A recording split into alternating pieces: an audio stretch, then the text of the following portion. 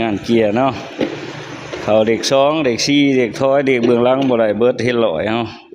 จัดไปบุญอยู่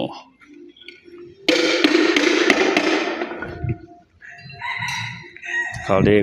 ดึงมาล้างบ่ได้บ่เป็นน้ำสายยังดีเบิดเฮ็ดลอยปี2019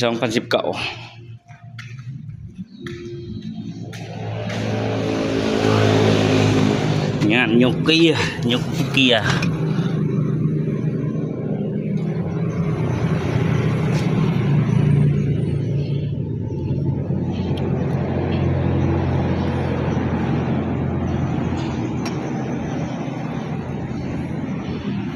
งเสกช่วงล่างอีกเนาะ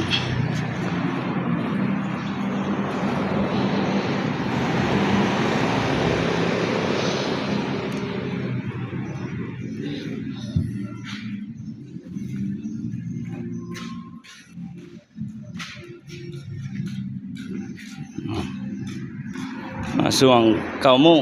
ครึ่งเนาะตอนเช้าประมาณนี้